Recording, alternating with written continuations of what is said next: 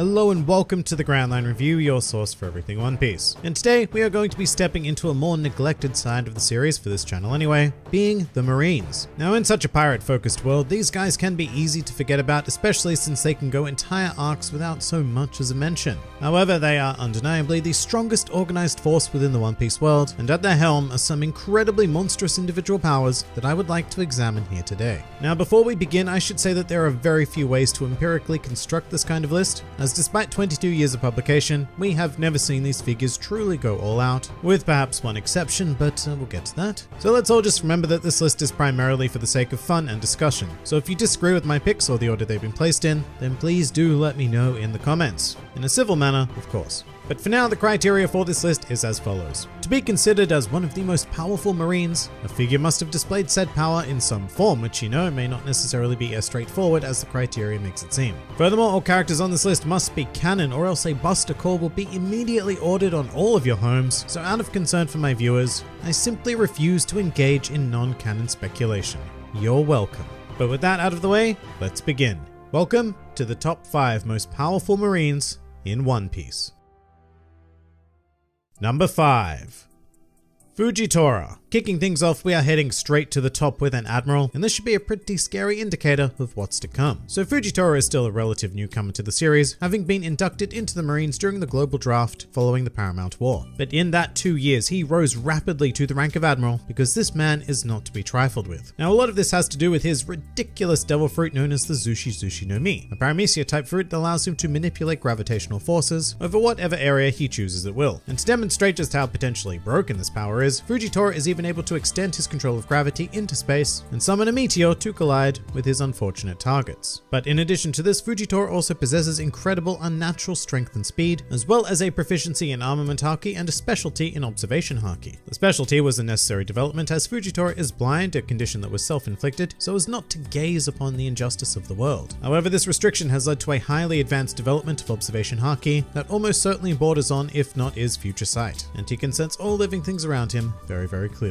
And with this combination of abilities, Fujitora's combat CV is extensive, having been able to defend against both Monkey D. Luffy and Don Quixote Doflamingo, seemingly effortlessly I might add, as well as completely overwhelming Zoro, fighting Sabo to a standstill, and with the assistance of Suru and Sengoku, he even defeated Jack, one of Kaido's highest ranking officers. And this is all before we've seen his true potential. Fujitora is a force in this world who stands at the pinnacle of individual power, and yet he's just our introduction to this list. Number 4. Kizaru. Moving on, let's take a look at quite possibly the fastest character in the entire series with one of the slowest of minds, Marine Admiral Kizaru. So this fine fellow is best known for having a Logia fruit that allows him to conjure, manipulate, and become light, which allegedly allows him to move at the quote-unquote speed of light. And whether or not this is strictly speaking true, well, that's up for extended debate and I won't go into it here, but what is undeniable is that Kizaru becomes fast AF, and this speed heavily increases the force of his attacks, leading to devastating results. Not only that, but conjuring light also allows Kizaru to fashion all sorts of light objects and even fire a form of laser beam, all of which is incredibly potent and will take down most opponents within a single strike. As for demonstrations of this power, well, Kizaru did manage to eliminate 4 members of the worst generation pre-time skip with incredible ease, as well as stand up to the former first mate of the Pirate King Silver's Rayleigh, and still not show any real level of concern. Now this may be because Kizaru is just, a chilled kind of guy in any situation, but at the same time, anyone who can cause the living legend that is Rayleigh even a modicum of trouble is an individual to be in awe of. But the CV doesn't end there, as Kizaru also fought Marco the Phoenix quite comfortably during the Paramount War, and even briefly took on the strongest man in the world, Whitebeard. Although with that said, there is at least one man in the world who can put a halt to Kizaru's lightspeed rampage, and that is Ben Beckman. But even with that One Piece kryptonite, Kizaru is still one scary mofo. Number 3. Sakazuki.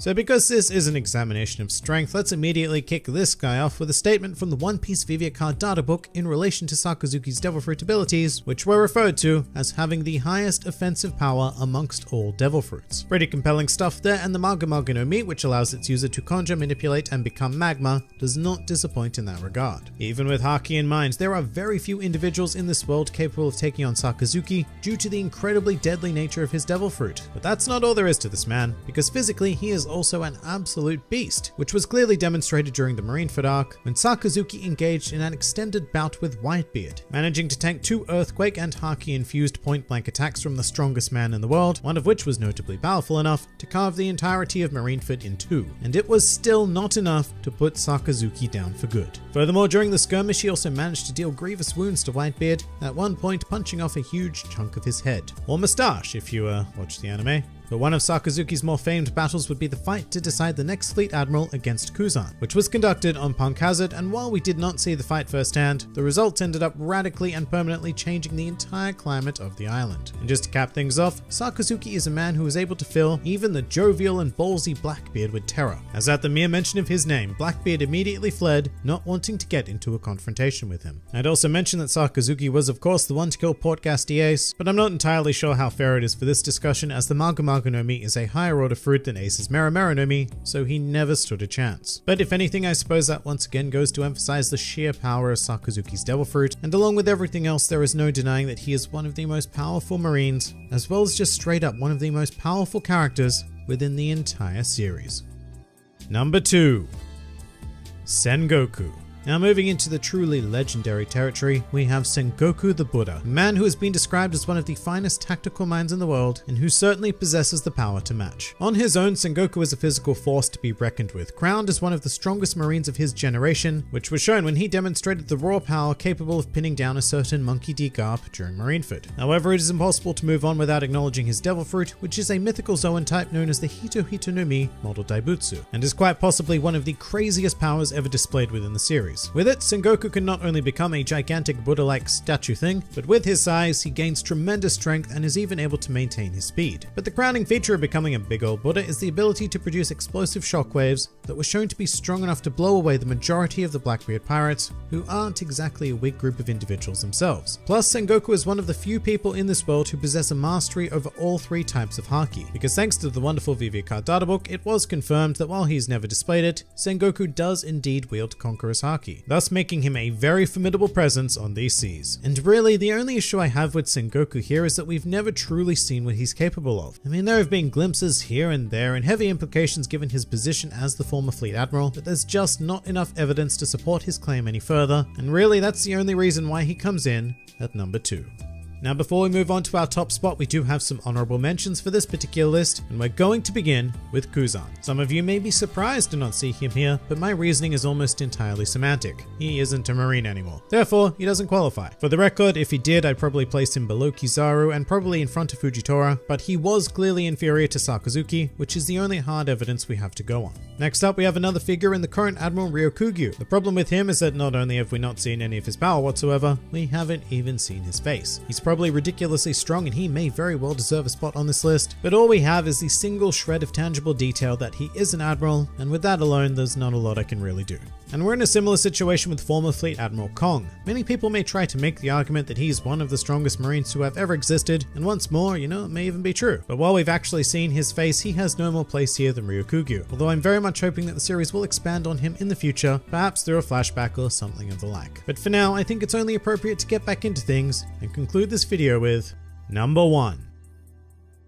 Monkey D. Garp. Also known as Garp the Fist, and more importantly as the hero of the Marines, there is really no one more fitting to top this list. And that latter title was very well earned during the mysterious, at the time of this recording, era of the Rocks Pirates, which saw 2 of the strongest figures in history, being the Emperor's Big Mom and Kaido, rise to prominence. However, Garp is most well known for being something of a rival to the former Pirate King himself, Goldie Roger. The 2 were known to have clashed on many occasions, and while that might not be great evidence for our purposes here, given that Roger's exact strength is an unknown quantity, when we examine Garp's pure physicality, there can be little argument. First off, Garp is a man who is known to throw cannonballs with his bare hands, which actually end up being far more effective and destructive than when they're fired by real cannons. Should he so choose, Garp is also capable of wielding a giant, and I mean giant, iron ball and chain, which is slightly smaller than the size of his own personalized marine battleship. His punches are so potent that he can completely wreck figures like Don Chinjiao and Marco the Phoenix in a single strike, and he is also of course a proficient wielder of armament and observation haki, with the maybe potential of Conqueror's haki, although that is entirely speculation due to Garp claiming that Luffy had inherited the ability, although who knows, that might not be a genetic inheritance. However, Garp's true strength can also be well gauged by those around him. For example, the strongest man in the world, Whitebeard, who has been referred to far too many times in this video about Marines, held great respect for Garp's power, which is very, very notable when you compare it to Whitebeard's attitude towards Seikuzan, whom he referred to as a rascal. That really should display the gap in power between Garp and the then admirals of the Marines. Although furthermore, during the Paramount War after the death of Ace, Garp very seriously stated that he intended to kill Sakazuki, the number 3 spot on this list, and Garp probably would have done it as well if Sengoku had not restrained him. In fact, Sengoku really is Garp's only competition on this list, but what puts Garp far and above in my mind is the fact that he isn't even a Devil Fruit user. His power is 100% natural and condensed into a fist that could threaten the very stability of the world were he not a member of the Marines. But thankfully for them, he is. And so Garp the hero, until further notice, will remain supreme as the strongest Marine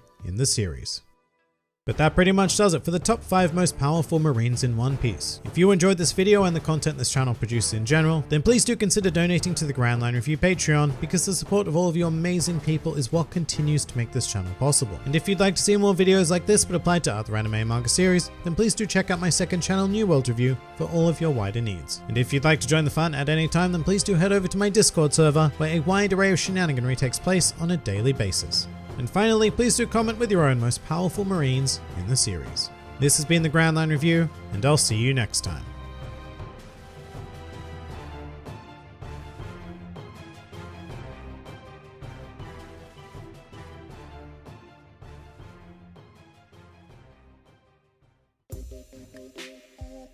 Will the channel comments ever come back? You're about 80 behind at the moment. Alright, here's the thing about the best channel comments. Those were by far some of my favorite videos to make. They were very good fun and I never really intended to stop making them, but to be completely honest, what happened was I stopped getting the comments to fill them. There came a point in the life of this channel where everyone just started posting normal comments and the wacky and weird stuff that I used to feature dried up. So that, combined with the fact that those videos never got great views to begin with, very much left me in a place where I decided to use my time to produce other things. I do still save weird comments that I may want to feature in the future, but basically, if you guys want best channel comments back, then you need to provide some best channel comments.